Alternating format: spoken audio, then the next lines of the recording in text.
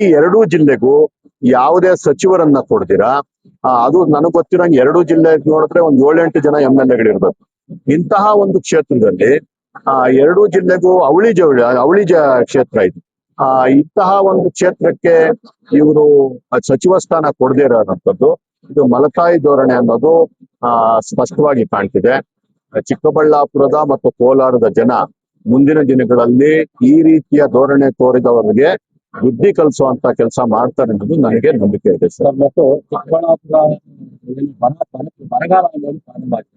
ನಾವು ಕೂಡ ಅನೇಕ ರೈತರ ಸಮಸ್ಯೆಗಳಿಗೆ ಸ್ಪಂದಿಸ್ತಾ ಇದ್ದೀವಿ. ಚಿಕ್ಕಬಳ್ಳಾಪುರ ರೈತರ ಸರ್ ಈ ಬರದ ಅಧ್ಯಯನ ಅನ್ನುವಂಥದ್ದು ಈಗ ಅವರು ಸರ್ಕಾರದಿಂದ ಮಾಡ್ತಿದ್ದಾರೆ. ವೈದ್ಯ ಸುರೇಶ್ ಅವರು ಬಂದು ಅಧ್ಯಯನ ಘೋಷಣೆ ಮಾಡಿಲ್ಲ ಇನ್ನು ಸರ್ಕಾರದಿಂದ. ಇದರ ನಿಟ್ಟಿನಲ್ಲಿ ತಾವೇನಾದ್ರು ರೈತರಿಗೆ ಬಲ ತುಂಬುವಂತ ಏನಾದ್ರು ಕೆಲಸವನ್ನು ಮಾಡುವಂತ ನೋಡಿ, ನಾವು ಪ್ರತಿಯೊಂದು ಸೋಷಿಯಲ್ ಮೀಡಿಯಾಗೋ ಅಥವಾ ಟಿವಿಗೋ ಬಂದು ಮಾಡುವಂತ ಕೆಲಸ ಅಲ್ಲ. ತೆರೆಮರೆಯಲ್ಲಿ ಸಾವಿರಾರು ಕೆಲಸ ಆಗ್ತಿರ್ತದೆ. ನಾವು ಇಲ್ಲಿ ಹೊರಗಡೆ ಬರುವಂತದ್ದು ಕೆಲವು ಮಾತ್ರ. ಸೊ ಆ ರೀತಿ ಎಲ್ಲೆಲ್ಲಿ ಯಾರ್ಯಾರಿಗೆ ರೈತರಿಗಿರ್ಬೋದು, ಬೇರೆ ಬೇರೆ ವಿಭಾಗಗಳಲ್ಲಿ, ಬೇರೆ ಬೇರೆ ಕ್ಷೇತ್ರಗಳಲ್ಲಿ ಎಲ್ಲೆಲ್ಲಿ ಯಾರ್ಯಾರಿಗೆ ಯಾವ ರೀತಿಯ ಸೌಲಭ್ಯ ಬೇಕೋ ನಮ್ಮ ಕೈ ಮೀರಿ ಕೆಲಸ ಮಾಡುವಂತಹ ಒಂದು ಕೆಲಸವನ್ನ ಯಾವತ್ತೂ ಮಾಡ್ಕೊಂಡು ಬರ್ತಾ ಇದೀವಿ. ಅದನ್ನ ಪ್ರತಿಯೊಂದನ್ನು ನಾವು ಹೊರಗಡೆ ಹೇಳ್ಬೇಕು ಅನ್ನೋದು ಏನಿಲ್ಲ.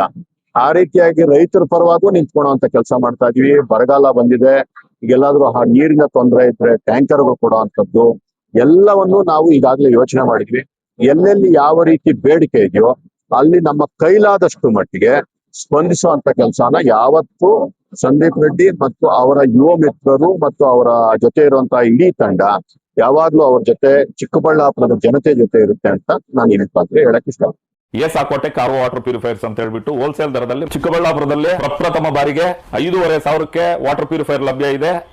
5,500 ಇಂದ ಇಲ್ಲಿ ನಮ್ಮ ಅಂಗಡಿಯಲ್ಲಿ RO UV UF TDS ಖಾಲಿ 5,500ಕ್ಕೆ ಬರುತ್ತೆ. ನಮ್ಮ ಅಂಗಡಿಯಲ್ಲಿ ಬನ್ನಿ.